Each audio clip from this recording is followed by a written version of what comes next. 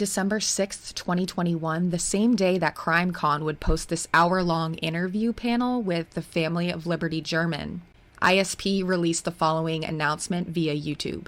While investigating the murders of Abigail Williams and Libby German, detectives with the Carroll County Sheriff's Office and the Indiana State Police have uncovered an online profile named Anthony Schatz. This profile was being used from 2016 to 2017 on social media applications, including but not limited to Snapchat and Instagram.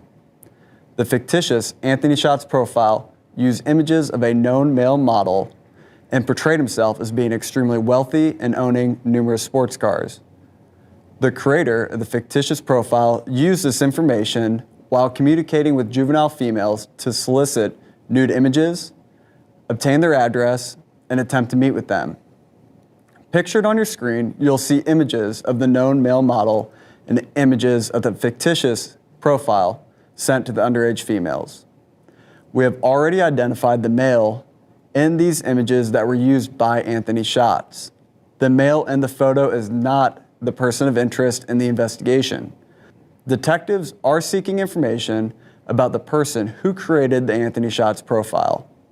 Investigators would like any individual who communicated, met, or attempted to meet the Anthony Schatz profile to contact law enforcement by utilizing the tip email, Abby and Libby tip at cacoshrf.com.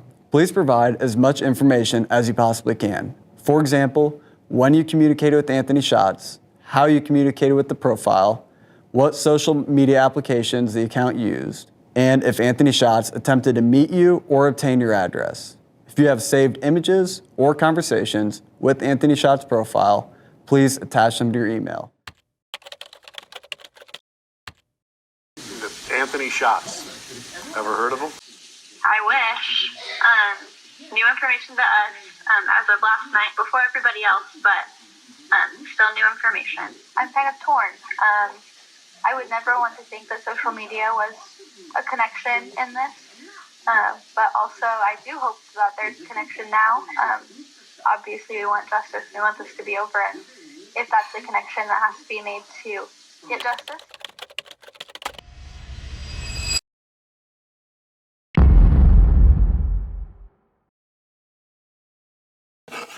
Later that week, on December 9th, HLN's Barbara McDonald did a jailhouse interview with Kegan Kline, and parts of this interview aired in the February 2022 5-year special. So why do you think investigators are putting so much focus on you right now?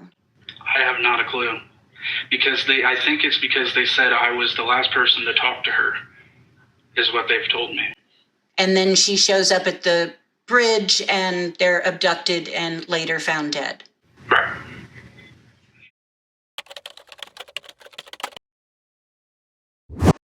Keegan Kline, he was brought up several times in our reporting tonight. He has not been named as a suspect. Has he been questioned in relation to this case, and why release that fake social media account? What was the purpose of that?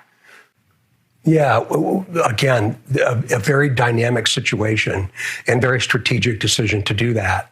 And what I can say about Kegan Kline is when that was released not long ago, significant tips have come in that have been very meaningful to us.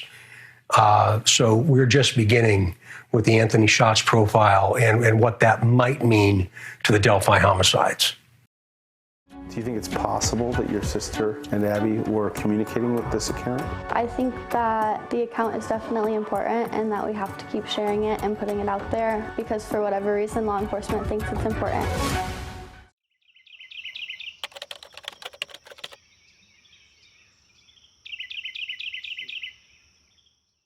In early March, the Kegan Kline transcripts were released, and this included an August 2020 interrogation with police, as well as the December 2021 HLN interview with Barbara McDonald.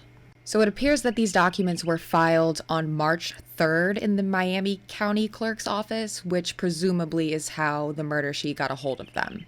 After the release of these documents, Miss Kelsi would change her tune on the subject of the Anthony Schatz profile. When some noticed, Barbara asked Keegan a very interesting question on page 4 of the HLN interview. So do you remember the night of the 13th, the night the girls went missing? "Do you remember communicating with Kelsi German?" And Keegan responded no, that he did not. So as you know, we had to take this Kegan Kline transcript information with a grain of salt just because questions asked or information stated by law enforcement in an interview or interrogation is not to be taken as fact because they can say or do pretty much what they need to in order to get the confession. But because Ms. Kelsi ran straight to Facebook to debunk the rumors, she did confirm that on the night of the 13th, she was in contact with the Anthony Schatz profile. I'm not sure why people are so upset about it. I've said many times that there are things I am still remembering to this day, and as I remember them, law enforcement is made aware immediately. I contacted several people that I found Libby had been in contact with the evening of February 13th as we were sitting in the police station. I was trying to get as much information as I could to figure out where the girls were. Anthony Schatz ended up being one of the accounts I messaged. Law enforcement has the details of that conversation, but just know that the short discussion I had with the account threw up no red flags and gave no indication that the account knew anything of Libby and Abby's whereabouts. It was a 5-minute conversation. I never talked to the account again, and I didn't think about it again until years later. Not only do I now have to live with the fact that I communicated with an account that could possibly be connected to my sister's death, as if that's not traumatic enough, I now have to watch groups dissect my intentions and twist my every word in a million directions. No matter what I say, someone will always have something negative to say about it. I hope those people have the day they deserve. I hope today is the day. I hope this is over soon. I hope someday the true crime community will learn that the way family members of murder victims are treated is horrendous and not okay. Yeah, again, a very dynamic situation and very strategic decision to do that.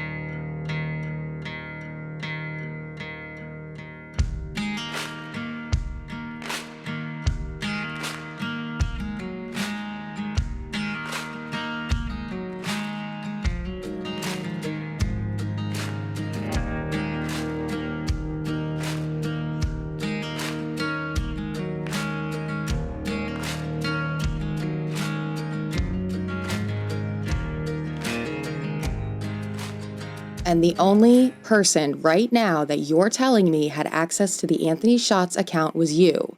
And the only person that used your phone for the Anthony Schatz account was you. So, yeah, that doesn't mean I killed 2 people.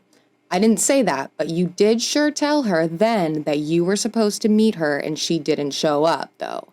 Because that's evidence. That's true fact evidence, okay? So let's just focus on that 1-minute detail, that conversation that happened, that went back and forth again, and I'll refresh your mind where the girl contacted Anthony Schatz and said, "Did you hear what happened to Liberty?" And Anthony Schatz responded, "OMG, what happened?"